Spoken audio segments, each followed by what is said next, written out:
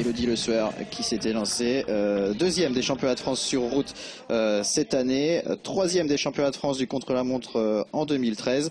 Elle n'a que 24 ans, Mélodie. Et est-ce qu'elle peut jouer une belle carte aujourd'hui, Lilian?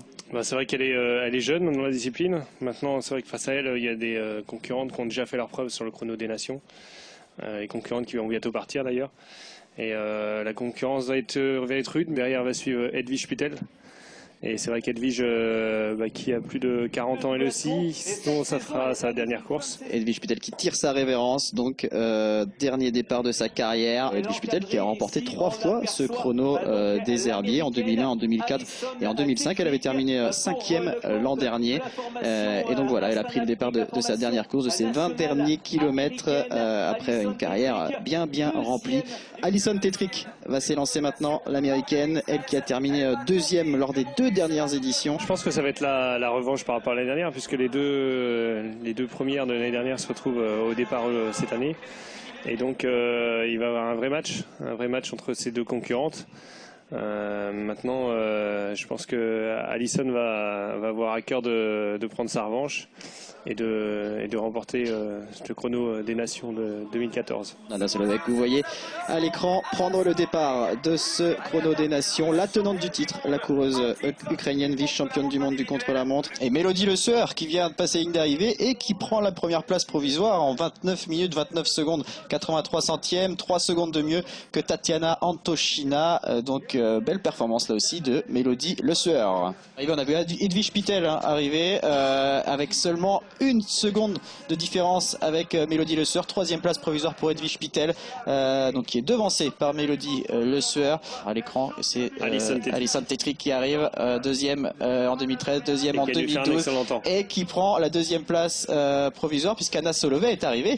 Elle est arrivée en 27 minutes 37 secondes. Elle a explosé le chrono. 2e victoire consécutive après 2013 pour Anna Solovey dans ce chrono des nations élite femmes. 2e place pour Alison Tetrick, c'est la 3e année consécutive que l'américaine termine 2e. Et puis donc sur le podium, Mélodie Le Sueur.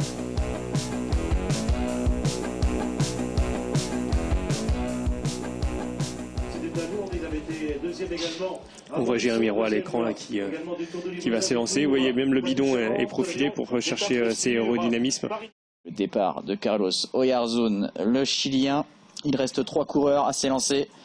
Le prochain, ce sera le Slovène Gregor Gazvoda de l'équipe Gebruder Weiss Oberndorfer, équipe autrichienne. On voit bien Jérémy Roy là à l'écran qui lui a décidé de passer en force. Tout à l'heure, il confiait qu'il était venu là pour faire un résultat. Et le minimum pour lui était le podium.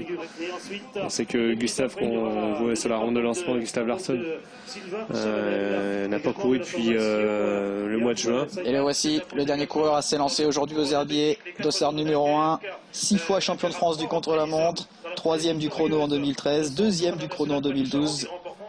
Il a remporté le Grand Prix de Plouay cette année. Ancien coureur du Vendée-U. Effectivement. Ancien coureur du Vendée-U. Il a débuté sa carrière professionnelle chez Bonjour avec Jean-René Bernaudot. Et il est favori aujourd'hui, Sylvain Chavanel. Oui, il y a eu la détermination du coureur dès le départ qui donne gros braquet. C'est vrai que c'est un coureur qui ne pédale pas dans la souplesse, qui a un gros moteur, hein, donc tout en puissance. Et voilà le temps de Sylvain Chavanel, meilleur temps après 6 km, 6 minutes 41, soit 4 secondes de mieux que Jérémy Roy, mais surtout 41 secondes de mieux que Gustave Larsson. Et on attend de voir les temps de Gustave Larsson, de Sylvain Chavanel, notamment au 2e point intermédiaire. Pour l'instant c'est Jérémy Roy qui signe le meilleur temps. Et Sylvain Chavanel qui vient de passer en 18 minutes 20, qui est toujours premier, mais Jérémy Roy est à seulement 9 secondes. Et on a bien 5 Français aux 5 premières places au 2e point intermédiaire après 14 km de course. Sylvain Chavanel, Jérémy Roy, Stéphane Rossetto, Pierre-Luc Perrichon et Fouchard, son prénom, Julien Fouchard, pardon. Voilà donc pour le classement provisoire après 14 km de course, et c'est donc une 13e place provisoire pour Gustave Larsson. Sylvain Chavanel qui rattrape Gustave Larsson. Et ça y est, oui, voilà. La jonction. Vous voyez bien la différence, c'est énorme. Et je peux vous dire que déjà que Gustave Larsson avait des difficultés fourni son effort, mais quand vous faites doubler par un de vos leaders de votre équipe, c'est moralement, voilà, c'est dur. Après seulement 16, peut-être 17 km de course. Ouais, c'est ça, ouais. On est à même pas un tiers du parcours. Jérémy Roy, Sylvain Chavanel, la victoire vraisemblablement va se jouer entre ces deux hommes qui sont partis à 8 minutes d'intervalle. Jérémy Roy, dossard numéro 5, Sylvain Chavanel, dossard numéro 1, bien sûr, avec le maillot de champion de France. Et Sylvain Chavanel qui doit avoir en visuel Grégor Gazvoda, j'imagine. Bon, on le voit tout au fond, ouais. Qui relance, toujours un gros braquet, hein, je vous le disais tout à l'heure, un coureur qui pédale tout en puissance. À mi-parcours, et la Sylvain Chavanel qui dispose désormais de 26 secondes d'avance sur Jérémy Roy et 1 minute 34 sur Stéphane Rossetto. Donc confirmation pour Sylvain Chavanel. Et du côté de Gustav Larsson, confirmation également que c'est un jour sans pour le Suédois qui est pour l'instant 11e à 2 minutes 46 de Sylvain Chavanel. Et Sylvain Chavanel qui a passé le 3e point intermédiaire avec 42 secondes d'avance sur Jérémy Roy. L'écart était de 26 secondes tout à l'heure. Ouais, Jérémy Roy qui arrive. On On va déjà en savoir un peu plus avec le temps. Et il termine bien, on le voit bien. Il a encore de la force pour terminer. Il tourne bien les jambes. Et il y a tout ce... Parce qu'il faut savoir, la caméra écrase, mais que c'est en faux plat. Il donne tout ce qu'il a. Arrivée de Jérémy Roy, deuxième sur les points intermédiaires, qui en termine. Et qui lâche rien, qui donne tout. 1h05. 11 secondes et 32 centièmes. Première place bien sûr pour Jérémy Roy. 1 minute 10 d'avance sur Borgersen. Et Carlos Oyarzún, le Chilien, qui en termine. Troisième place provisoire en 1h07 minutes et 20 secondes. Et normalement c'est Sylvain Chavanel qui sera le prochain à franchir la ligne d'arrivée. Voilà, au niveau du hors-delà, à 2 km de la ligne à peu près. Il en termine. Sylvain Chavanel.